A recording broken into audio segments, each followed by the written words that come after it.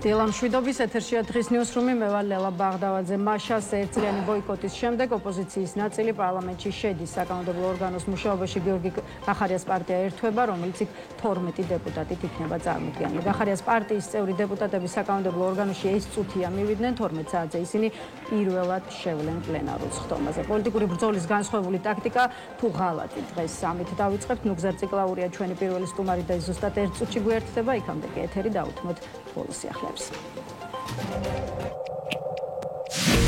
საპროტესტო აქციის 334 დღეს აქციის მონაწილეებმა რუსთაველის გამზირი გადაკეტეს. ადგილზე მობილიზებულმა პოლიციამ მომიტინგეების გზის გათავისუფლებისკენ მოუწოდა. მომიტინგეებმა გზის სავალი ნაწილი დატოვეს და პროტესტის საფეხმავლო გზაზე განაგრძეს. ნაციონალური მოძრაობასა და მასთან დაკავშირებული პარტიების აკრძალვასთან დაკავშირებით მომზადებულ სარჩელზე მუშაობა დასრულებულია. მართველი გუნდის წარმომადგენლების განმარტებით სარჩელის შინაარსსა და დამატებით დეტალებზე ვრცლად პარლამენტის თავმჯდომარე შალვა პაპუაშვილი დღეს ისაუბრებს.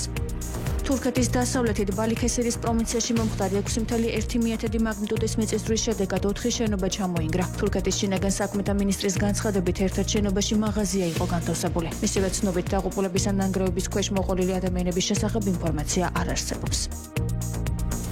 საქართველოს განათლების, მეცნიერებისა და ახალგაზრდობის მინისტრმა გივი მიქანაძემ მასწავლებლის ეროვნულ დღეს მასწავლებლის ეროვნული პრემიის გამარჯვებულები დააჯილდობა. განათლების სამინისტროს ინიციატივით აქტივობები მთელი ქვეყნის მასშტაბით გაიმართა.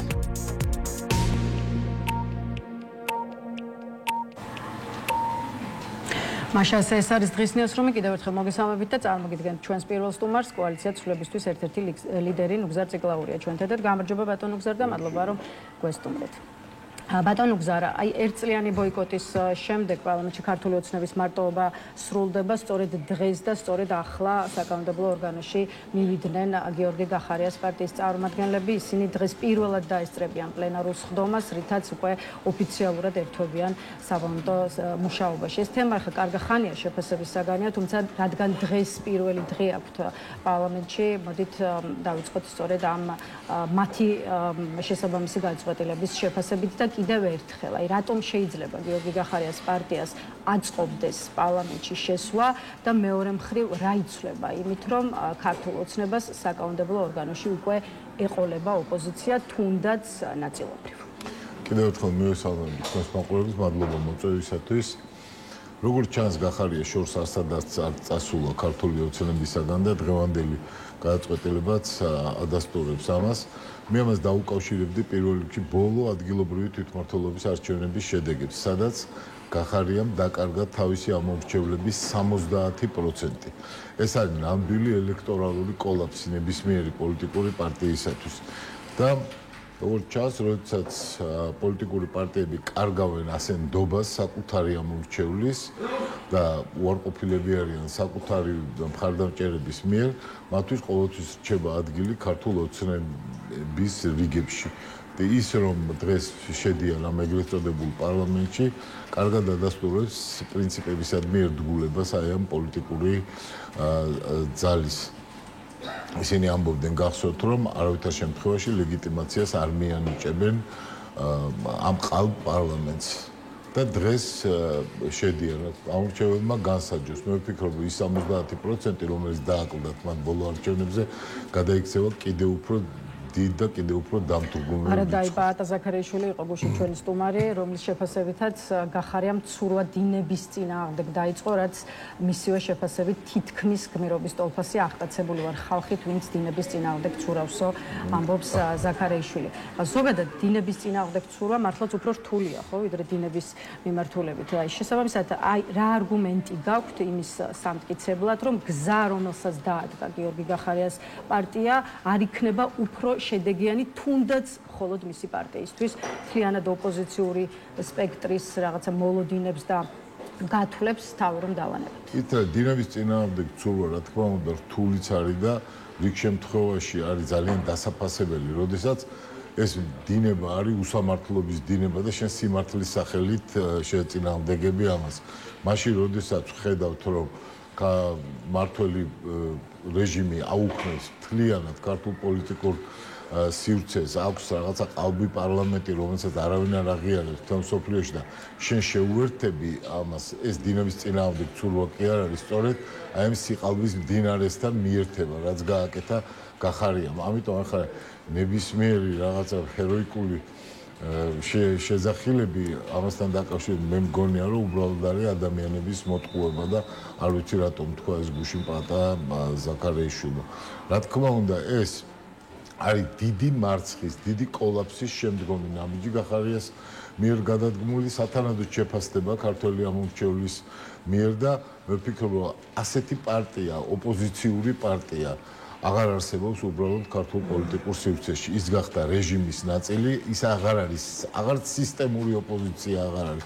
ის გახდა რეჟიმის ნაწილი და მათი გამონათქვამები, რომ ის და დანარჩენი პარლამენტი არალეგიტიმურია, ხოლო ჩვენ ის 11 კაცი ვინც შევდივართ, ესენი ვართ მხოლოდ ლეგიტიმურები, კარგად აჩვენებს იმ დამდგრუნველ პოლიტიკურ ვითარებას, რაც არის ამ პოლიტიკურ თუმცა ამ არგუმენტის გარდა, რაც თქვენ ახლა მოიყვანეთ, სხვა არგუმენტებიც აქვს გიორგი გახარიას პარტიას, უფრო სერიოზული მათივე შეფასებით და მინდა რომ ერთი კითხვა მათი არგუმენტების კონტექსტშიც დაგისვათ, რითი ხსნიან ისინი იმ გადაწყვეტილებას, რაც გამოაცხადეს ყოფილი პრემიერის გუნდის წარმომადგენლები ამბობენ, რომ ბოიკოტმა ოცნება ვერ შეაჩერა და ვერ მოახდინა მის მიერ ქვეყნისთვის ისეთი დამაზიანებელი გადაწყვეტილებების პრევენცია, როგორც იყო ევროინტეგრაციის პროცესის შეჩერება, ანტიდემოკრატიული და ადამიანის უფლებების შემლახველი კანონების მიღება, ავტოკრატიული რეჟიმის დამძიმება, მშვიდობიან მოქალაქეებზე ძალადობა, თავისუფალი და სამართლიანი არჩევნების მოპარვა და სხვა ბევრი დანაშაულებრივი, ანტიეროვნული და ანტისახელმწიფოებრივი ქმედება და კიდევ ერთი ყოფილი პრემიერის გუნდში მიიჩნევა, რომ პარლამენტის ბოიკოტმა, რაც მთელი პოლიტიკური პროცესის ბოიკოტში გადაიზარდა, ოპოზიცია ფაქტობრივად გააქრო პოლიტიკური ასპარეზიდან, შედეგად ოცნებას შესაძლებლობა მიეცა ძალიან სწრაფად ყოველგვარი წინააღმდეგობის გარეშე ემოქმედა და დაემძიმებინა ავტორიტარიზმი. აი შეფასების რა ნაწილში არ ეთანხმებით გახარიას პარტიას, სადა რა ეშლება ყოფილი პრემიერის უსუსური გამართლების თელობები არის იმ უპრინციპობის, რაც ჩაიდინა ამ პოლიტიკურმა ძალამ, როდესაც ერთწლიანი დაპირებების შემდეგ რომ უკომპრომისო ბრძოლაში იქნებოდა ქართულ ხალხთან ერთად ანტიქართული რეჟიმის წინააღმდეგ, ახლა გადაწყვიტა რომ შეუერთდეს ქართულ ოცნებას, პრაქტიკულად გახდეს მისი ნაწილი. ჩემი აზრით ეს არის ასევე ის რომ გახარიამ გამოისყიდოს ახლა ეს წუთიერი წინააღმდეგობა, რომელიც მას ჰქონდა ქართულ ოცნებასთან. მოგეხსენებათ, ის გაიქცა საქართველოსდან, აღარ ჰქონდა სურვილი, რომ ჩართულიყო პოლიტიკურ პროცესებში უშუალოდ და ახლა აღიარა, მივიდა ისევ თავის პატრონთან, მუხლმოდრეკილი და ევედრება მას, რომ აი შემოვალ პარლამენტში, გავაправებ შენ ვითომს და პარლამენტს და რომ ეპატიოს მას სხვადასხვა, არ ვიცი, მათ თვითონ იციან ეს პირადი წყენები, რაც არსებობს ივანიშვილსა და მის ყოფილ პრემიერს შორის. ასე რომ ეხლა ქართულ ხალხს ნუაბრალებს, ქართული ხალხი ერთ წელიწადზე მეტია იბრძვის ქუჩაში, მიუხედავად იმისა, რომ ასეულობით ადამიანი არის უკვე დაჭერილი, დაპატიმრებული მწერლები, პოეტები, პოლიტიკოსები, ხელოვანები, ექიმები, ყველა სფერო ქართული საზოგადოების არის ჩართული ამ ბრძოლაში და ეხლა აი ამ უპრინციპო ადამიანების მხრიდან ლაპარაკი იმაზე, რომ ვიღაცას აკლია პრინციპულობა, ვიღაცას აკლია ბრძოლის უნარი და აი რატომ არ იქნა მიღწეული შედეგი, ხო? უბრალოდ კიდევ უფრო ახალ და ძალიან დამთრგუნულ შტრიხს ძენს იმ პოლიტიკურ რაობას, რომელიც მათ ამ კუთხეს. ბატონო გზარო, 2 დღის წინ ერთი წელი გახდა, რაც საქართველოში საპარლამენტო არჩევნები ჩატარდა და ამ თარიღთან დაკავშირებით ნახეთ, რომ რუსთაველის გამზირზე მორიგ-ჯერზე შეიკრიბა საზოგადოების ნაწილი. უშუალოდ ამ აქციაზე ცალკე გკითხავთ, იქამდე კიდევ ერთი კითხვა მინდა დაგისვათ, აქციაზეც და აქციის მიღმაც გვესმოდა განცხადებები, რომ აი მაგალითად დაწყებულია ქართული ოცნების დასრულების ჟამი, რომ რეჟიმმა უკვე წააგო, მისი დღეები დათვლილია, კიდევ ცოტაც უნდა გავძლოთ და ასე შემდეგ და ასე შემდეგ. აი თქვენ რამდენად ხედავთ კონტურებს, რომ ქართული ოცნება, ასე ვთქვათ, დასასრულისკენ მიდის და იცით რატომ მინდა ამ კითხვის დასმა? აი საზოგადოების შეცდომაში შეყვანას უწოდებს ამაზე საუბარს რიგი ადამიანი. აი რამდენიმე წუთის წინ პაატა ზაქარიაშვილის პოზიცია ვახსენე და ისევ მისი შეფასებით რეჟიმი არათუ სუსტდება, პირიქით რეჟიმი ყარდება. აი საით შეიცვალა ქართული ოცნების პოზიციები და მდგომარეობა პირადად თქვენი შეფასებით ბოლო 1 წელიწადში დასუსტებისკენ თუ გაძლიერებას? არავის აღიარება არ არსებობს. დღემდე აი ჩვენ გვახსოვს ხო პირველი არჩევნები რო ჩატარდა ლაპარაკობდნენ რომ საბოლოოდ ევროპაც აღიარებს, ყველა ქვეყანა აღიარებს, აგერ ამერიკის შეერთებულ შტატებში მოვა ტრამპი, რომლის შემდეგ მოხდება სრულად გადატვირთვა ამვითარების. დღეს ეს რეჟიმი არის კეთროვანი მთელი მსოფლიოსათვის. არავინ არ აღიარებს მას, ვეღარ დადიან ვეღარც ევროპული ეგიდით გამართულ სხვადასხვა ღონისძიებებზე. არალეგიტიმაციას რაც შეეხება სხვა შორის აქაც პოლიტოლოგთა ნაწილის აზრით საერთოდ არ ადარდებს ქართულ ოცნებას ლეგიტიმაცია და მისთვის მთავარი არის ძალაუფლების გამყარება. ეს გამართლება არის იმ სულმოკლეობის, რომელიც მათ ჩაიდინეს ადგილობრივი თვითმმართველობის არჩევნებში მონაწილეობით. როგორ შეიძლება არ აღელვებდეს ის რომ მრავალმხრივი კონტაქტები არსებობდა ევროპასთან, როგორ შეიძლება არ აღელვებდეთ ის რომ ეს ვიზა ლიბერალიზაციის შეზღუდვა მოხდება. ქართულ ოცნებას რა უნდა ყოველთვის თან ყოფილიყო დალაგებული, ასე რომ ვთქვათ, სხვადასხვა ქვეყნებთან, როგორც ევროპაში, ისე ამერიკის შეერთებულ შტატებში და თან დაუბრკოლებლად შეძლებოდა იმ კორუფციული სქემებით მოქმედება, რომელიც შედეგები ჩვენ ვნახეთ, ხო, ოქროს ზოდების და მრავალი მილიონი დოლარის სახლში შენახვის სახით. და ის რომ არაფერი არ ადარდებს, ეს ნამდვილად ესე არ არის. რა თქმა უნდა, ადარდებს. ახლა საკმარისი თუ არ არის, ადრეს ვთქვით ერთხელ, ხო, ქარიშხალს განრიგს ვერ დაუწესებ, არავინ არ იცის, როდის იქნება ის ბოლო დღე, როდესაც დიქტატურა დამარცხდება. მაგრამ ყველანაირი ლოგიკა, პოლიტიკური ლოგიკას, ქართული ხალხის თავისუფლებისათვის ბრძოლის ლოგიკაც მიუთითებს იმაზე, რომ არავინ არ შეეგუება იმას, რომ ერთპარტიული გახდეს ახლა საქართველო და იყოს რაღაც აზიური დესპოტიის მსგავსი. აი ეს არის ახლა ის ვითარება, რა თქმა უნდა, ბრძოლა რთული არის, რა თქმა უნდა, ახლა თარიღების დაწესება, რომ აი ცოტაც მოვითმინო და ორ კვირაში იქნება რაღაცა, ეს არ ამგონია, რომ არის მაღალი პასუხისმგებლობით აღბეჭდილი სიტყვები. თუმცა ეს ბრძოლა უნდა გაგრძელდეს და თუ ვინმე არის ახლა, ვინც იმპულსს აძლევს პოლიტიკურ პარტიებსაც და ყველასაც, აი ეს არიან ის ადამიანები, რომლებიც არეპუებიან აი ამ რეჟიმს. ჩვენ გვინახავს ასობით ათასი ადამიანი ქუჩაში და მთელი 30 წლის განმავლობაში მე ბევრჯერ მინახავს რომ გამოსულან ადამიანები ქუჩაში, მაგრამ ნამდვილად უპრეცედენტო არის და უნიკალური არის ის ამბავი, რომ ამ რაოდენობის პროტესტანტი შედის ციხეებში გაცნობიერებულად. ამით აჩვენებენ ისინი თუ რამდენად დიდი მნიშვნელობა აქვს მათთვის იმ ბრძოლას, რომელშიც არიან ჩართულები. თავის მხრივ ქართული ოცნების შესახებ რას ვიგებთ? აი ყველანი ვადევნებთ მართლაც თვალს, აი ძალაუფლებას, ასე ვთქვათ, ჩაბღაუჭებული ხელისუფლება, როგორ ხდება უფრო და უფრო ხისტი საკუთარი მოქალაქეების მიმართ. ხო, ბოლო-ბოლო პირბადის ტარების გამოიჭერენ და აკავებენ ადამიანებს ყოველდღიურად თავი რომ დავანებოთ გზის გადაკეტვის ფაქტს. ეს ქართული ოცნების სისუსტეს, ასე ვთქვათ, აჩვენებს თუ აჩვენებს ძალას და ძალაუფლებას კიდევ უფრო მეც ვიდრე მას როდესაც ქართულ ოცნებას ჰქონდა მაღალი რეიტინგი რამდენიმე წლის წინ, მათ შეამსუბუქეს ის კანონები, რომელიც მანამდე არსებობდა, მათ შორის ადმინისტრაციული დაკავებების კუთხით. აი ვადები იქნა შემცირებული, ფულადი ჯარიმები იქნა შემცირებული. იმიტომ რომ მათ ჰქონდათ განცდა, რომ მათ აქვს პოლიტიკური მხარდაჭერა და ჰქონდათ კიდევაც პოლიტიკური მხარდაჭერა. ეს გულისხმობ 2013, 14, 15 წლებს. ახლა აი ამ დრაკონული კანონების შემოგება რისკენ მიუთითებს, რომ ისინი აღარ გზნობენ პოლიტიკურ ძალას, მათ აღარ აქვს საზოგადოებრივი ელექტორალური საყრდენები და ამიტომ ახლა რასაც მიმართავენ, ეს არის უხეში პოლიტიკური გადაწყვეტილებები. არა სიტყვა, არამედ დუბინკა, არა აზრის გაზიარება და არგუმენტი, არამედ ციხეში ჩასმა. და ამიტომ რომ სულ უფრო და უფრო მეტ ისეთ ადამიანს ვხედავთ დაკავებულს, რომელსაც შეიძლება ასეთ პირდაპირი კავშირი პოლიტიკასთან საერთოდ არ ქონია. ასეთი არის ზვიად რატიანი, მაგალითად, ჩემი ბავშვობის მეგობარი და საქართველოს ერთ-ერთი საუკეთესო პოეტი, ეხლა ამ თვითსაც ასეთი არის ზვიად კვარაცხელია, გამომცემელი, რომელსაც წიგნთან ურთიერთობის გარდა გონია ნაკლებად რამე აინტერესებდა, მაგრამ აი ეს ადამიანები გამოიყვანეს ქუჩაში, იმიტომ რომ ეს არის რეგრესის პოლიტიკური პარტია. აი ჩვენ სანამ გაცემა დაიწყებოდა, ჩვენ საუბრობთ, დღეს არის 1980 დღეს არის 28 ოქტომბერი. 1990 წლის 28 ოქტომბერს დასრულდა საბჭოთა ისტორია საქართველოს და დაიწყო დამოუკიდებელი საქართველოს ისტორია. რით დაიწყოს დამოუკიდებელი საქართველოს ისტორია? პირველი მრავალპარტიული არჩევნებით. და შემდეგ ვიცით, რომ ძალიან ბევრი პარტია არის საქართველოში, რომელიც გამოხატავენ სხვადასხვა მოსაზრებებს ჩვენი მოქალაქეების. რა მოხდა 35 წლის თავზე?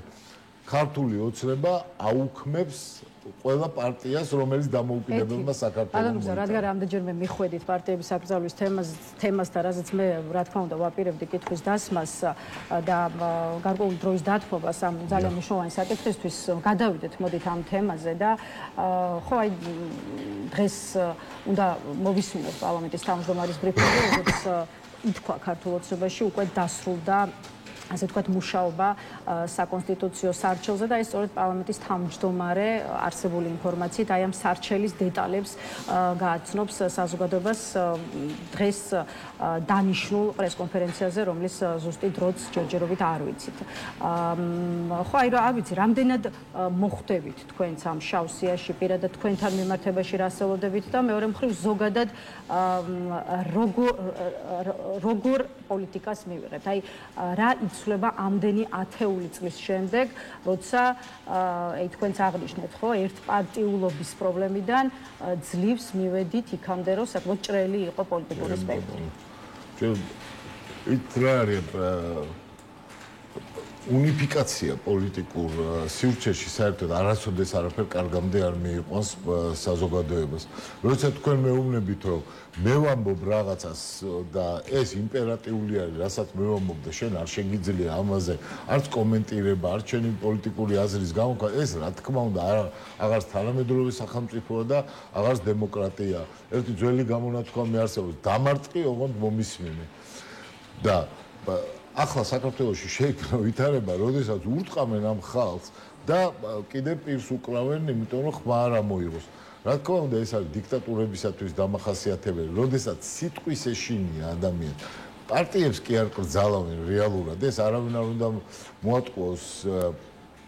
ეს არ არის პარტიების აკრძალვა, რეალურად ეს არის ადამიანების საღი აზრის, განსხვავებული მოსაზრების აკრძალვა. ეს არის პლურალიზმის აკრძალვა ამ ქვეყანაში. და თუ არ არსებობს თავისუფალი აზრი, იქ არ არსებობს არც დემოკრატია.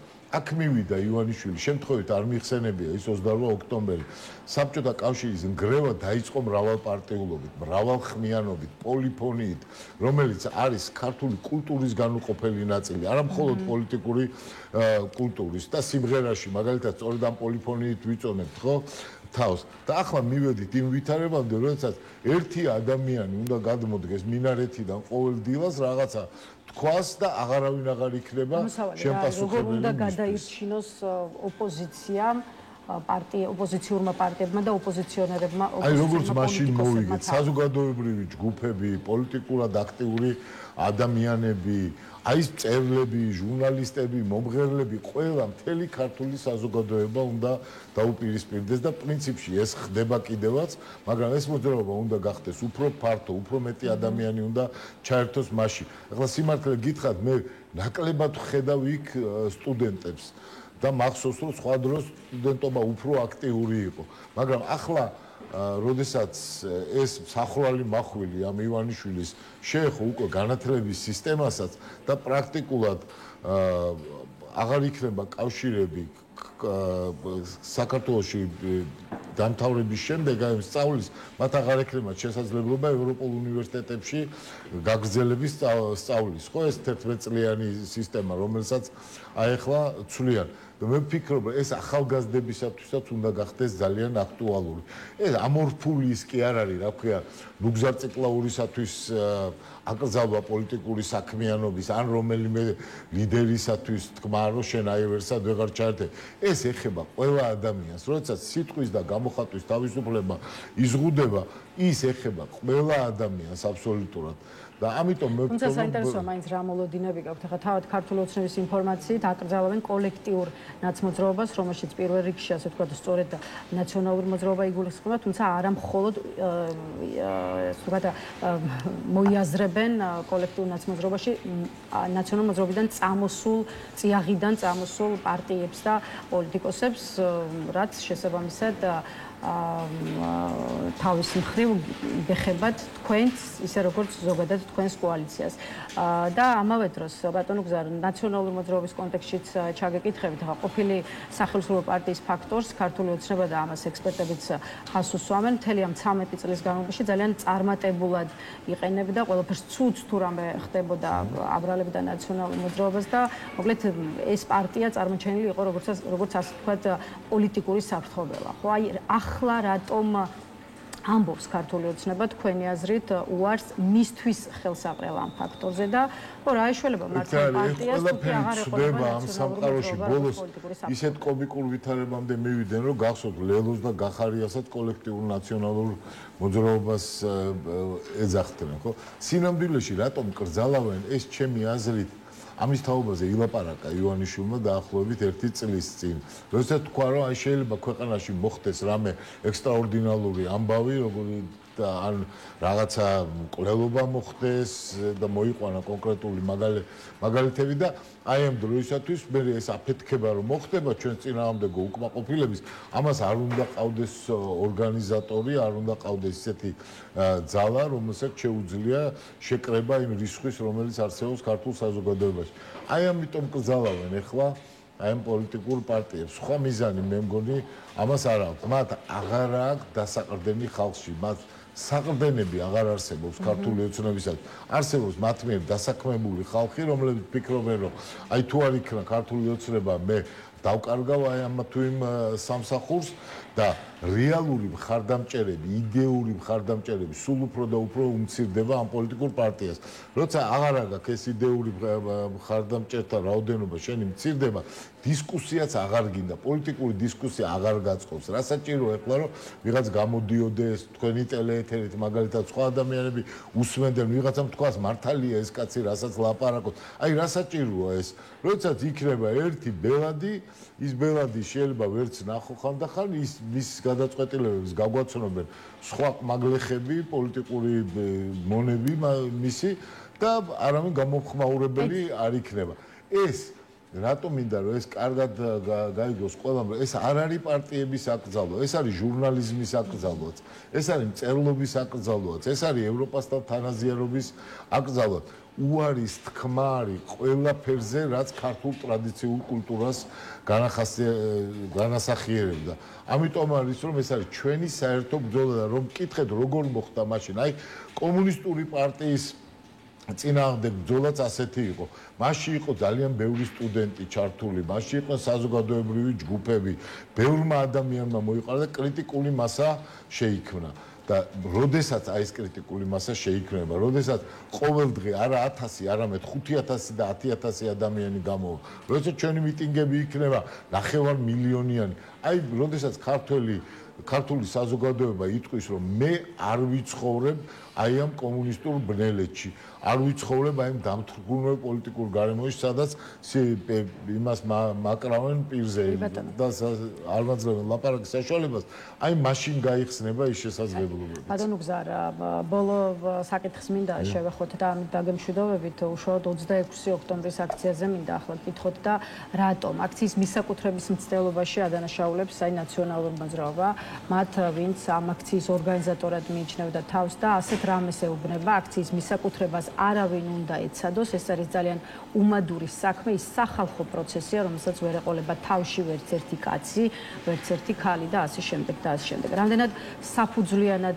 ასე აქციის მისაკუთრებას რა თქმა უნდა არავინ არ უნდა ეცადოს. რამდენად საფუძვლიანი შეიძლება იყოს მათი განცდა, რომ აი რიგი პარტიები მათ ჩაჩოჩებას და არსებობდა რვიანი, მე ამ რვიანიდან გავიდა ნაციონალური მოძრაობა და დარჩენილი პარტიები ვინც იყვნენ მათი ორგანიზებული იყო აი ეს კონკრეტული აქცია, რომელიც გაიმართა 26 ოქტომბერს.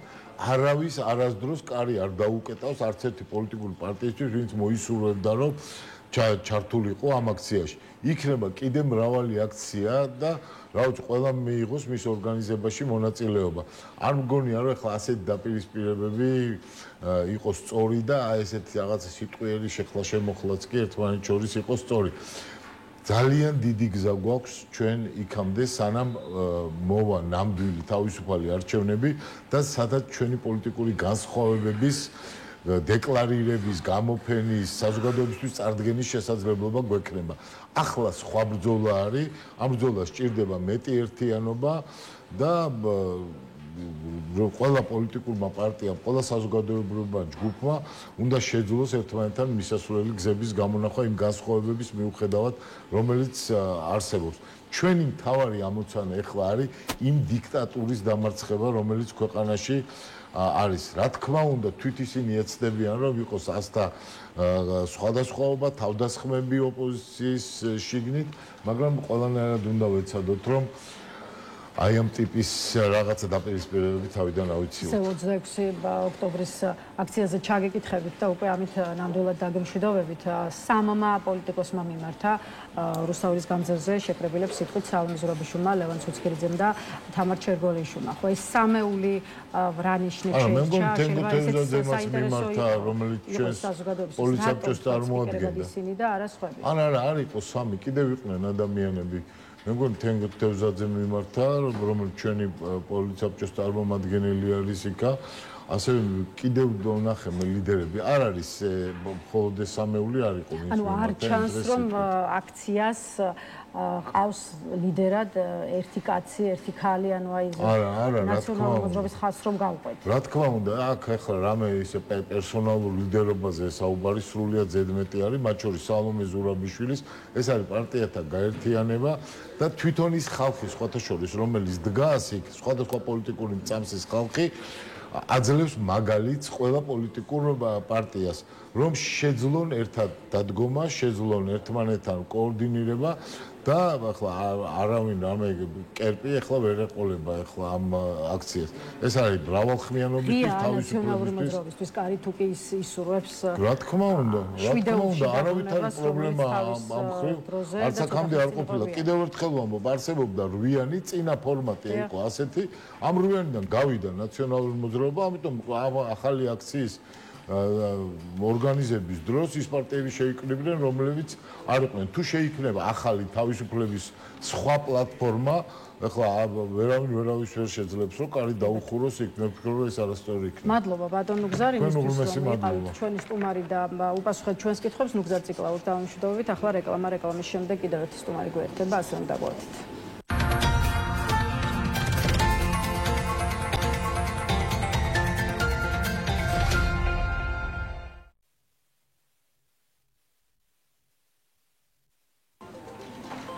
შასე რეკლამის შემდეგ ბრუნდებით პირდაპირ ეთერში და წარმოგიდგენთ ჩვენს კიდევ ერთ სტუმარს, გვერდება პარტია გახარია საქართველოსთვის უკვე ყოფილი წევრი რუსუდან თევზაძე, რომელმაც საპარლამენტო მანდატის გამოყენებაზე უარი თქვა და პარტიის დატოვების გაწყვეტილება მიიღო. გამარჯობა ქართულ რუსუდან და მადლობა რომ შემოგვიერთდით. მოგესალმებით. ქართულ რუსუდან რა თქმა უნდა ვიწყებთ თქვენი გაწყვეტილებით, რომელიც გახარიას პარტიის გაწყვეტილებისგან, ასე ვთქვათ, განსხვავებული აღმოჩნდა. აი თქვენი უკვე ყოფილი კოლეგები ამ წუთებში პარლამენტში იმყოფებიან, ისინი საკანონმდებლო ორგანოში ცოტა ხნის წინ მივიდნენ და იცით თქვენ რომ 12 საათზე უკვე პლენარულ სხდომაზეც შევლენ, რითაც ოფიციალურად დაიწყებენ საპარლამენტო საქმიანობას. ახლა წესით და საარჩევნო სიის მიხედვით დღეს თქვენც მათთან ერთად უნდა ყოფილიყავით, თუმცა თქვენ ხართ ჩვენთან გამომდინარე იქიდან რომ უარი თქვით საპარლამენტო მანდატის გამოყენებაზე და მიიღეთ ამავე დროს პარტიის დატოვების გაწყვეტილება. მოდით თავდაპირველად გითხარით რა იყო ის მთავარი ფაქტორები, რამაც ამ გადაწყვეტილებამდე მიგიყვანათ. აი კონკრეტულად რა გარემოებებმა გადაწონა პარლამენტში შესვლის და მუშაობის დაწყების პოზიცია, რა პოზიციაც აქვს თვითონ დაუშუალოდ პარტიას.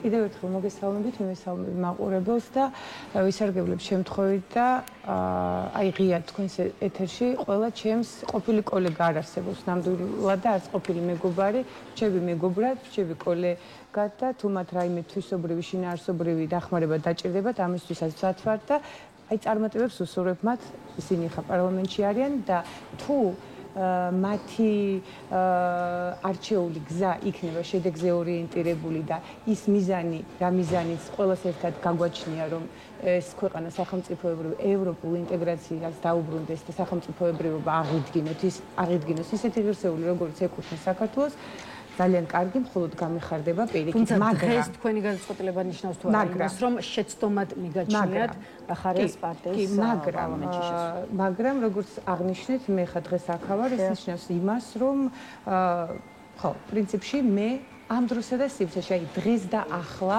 არ დავეთანხმე და არ ვეთანხმები პარლამენტში შესვლას და შესაბამისად დეპუტატის მანდატის გამოყენებას და მე მინდა გითხრათ, რომ ადამიანურად ეს იყო ურთულესი გადაწყვეტილება, იმიტომ რომ ეს გზა 21 წლიდან აი დღე ის ჩართვით არ იყო რთული და იავარდებით მოფენილი. ძალიან ბევრი წინააღმდეგობებით ასოს ეგზა იყო და შრომით ერთობლივი გუნდთან შრომით მოვიპოვეთ. მაგრამ და ერთით ძალიან მნიშვნელოვანია, რომ ჩემი შეფასებით და გადასახედით პარლამენტი როგორც ინსტიტუცია, რა თქმა უნდა, ერთ-ერთი მნიშვნელოვანი პოლიტიკური ბერკეტია და მექანიზმია პოლიტიკური საქმიანობის გამოყენების გზაზე, მაგრამ აი დღეს და ახლა მისი ფუნქცია ჩემთვის აბსოლუტურად დევალვირდა და მე ვერ ვიპოვე ჩემ თავში ეს არ გახდა ბოლომდე 101%-ით ჩემი мотиваცია შინაგანი და გარეგანი ფაქტორული კომპონენტების ერთობლიობით, რომ მე დღეს იქ შევსულიყავი, მესარგებლო ამ მანდატი და ესე დავხმარებოდი ქვეყანას და ხალხს. და რატომ მოგახსენებთ? იმიტომ რომ ცხადია ინსტიტუცია როგორც პარლამენტი ჯერ ესეთი ეს არ ეკუთვნის ეგრეთ წოდებულ ხელისუფლებას, მთავრობას და იქ არსებულ პოლიტიკურ პირებს. არც ერთ შემთხვევაში ეს ეკუთვნის ხალხს და შესაბამისად მე პარლამენტს როგორც ინსტიტუციას ცხადია ვაღიარებ. მე არ ვაღიარებ ამ ინსტიტუციაში, ამ შენობაში მყოფ ეგრეთ წოდებული ხელისუფლების ეგრეთ წოდებულ პოლიტიკურ პირებს და ეს არის მთელი ამ ისტორიის და სცენა. მე არ გავიზიარებ უბრალოდ ამ დროსა და სივრცეში არსებული სცენარი პარლამენტთან როგორც ინსტიტუციასთან არა, იქ მყოფ ადამიანებთან მიმართებაში. საბოლოო ჯამში დღეს თქვენი პოზიცია, ასე ვთქვათ,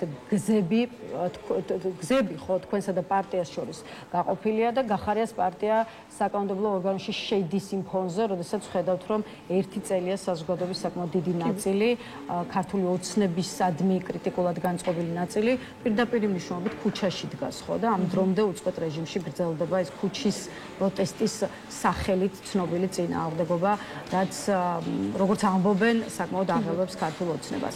მე მინდა გკითხოთ, აი პირადად თქვენი აზრით, რა მესიჯს უგზავნის გიორგი გახარიას პარტია, ის ადამიანები, ვინც თქვენგან განსხვავებული გადაწყვეტილება მიიღო და დღეს საკანონმდებლო ორგანოში შესვლა ამჯობინა, უშუალოდ საპროტესტოდ განწყობილ ახალგაზრდებს და არა მხოლოდ ახალგაზრდებს, ხო ყველა იმ თაობის წარმომადგენლებს, რომელიც მართლაც ქართული ოცნების პოლიტიკის საპროტესტოდ, როგორც უკვე აღნიშნა, ერთი წელია ქუჩაში დგა. ნახეთ, მადლობა ამ შეკითხვისთვის, ძალიან საინტერესო პერიფრაზი იყო.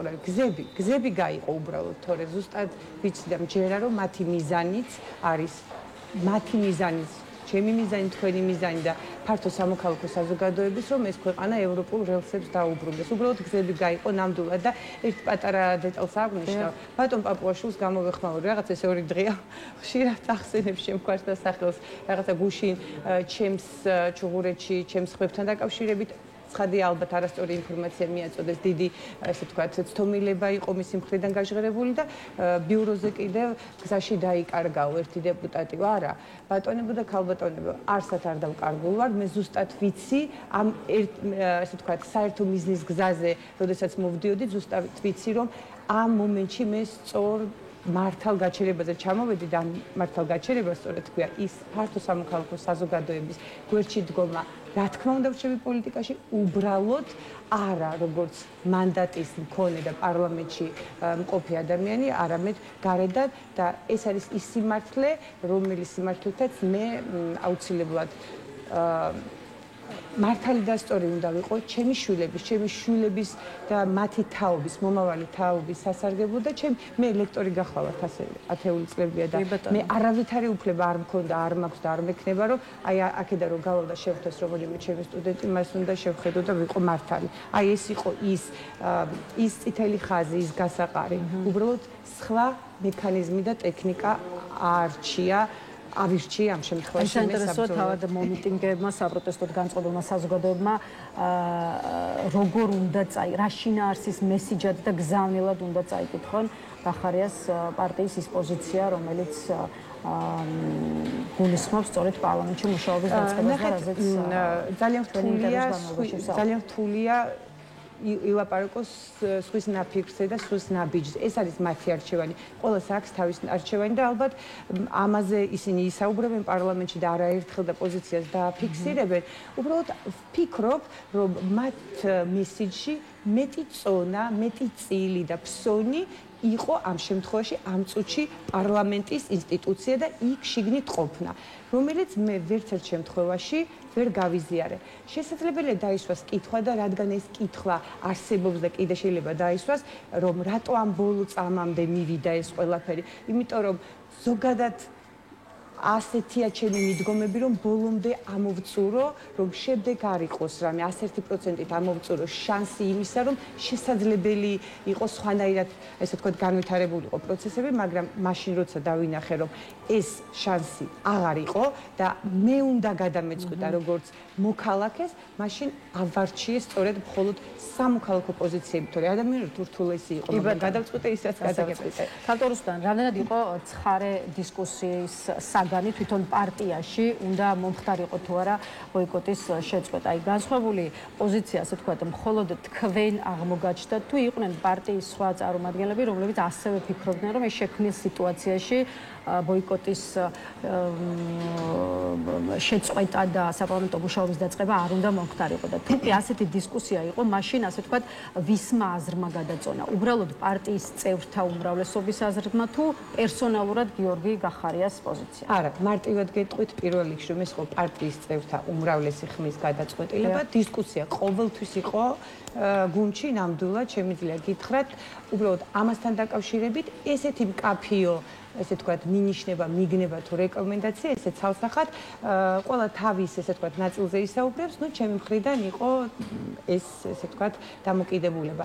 თუმცა ეს არ იყო, ნუ ყოველ შემთხვევაში მე ესე ვერ დავინახე და ეხლაც ვერ ვხედავ, ეს იყო საერთო ხმათა რაოდენობის, ესე ვთქვათ, გადაწყვეტილება და არა პერსონალურად გიორგის გადაწყვეტილება.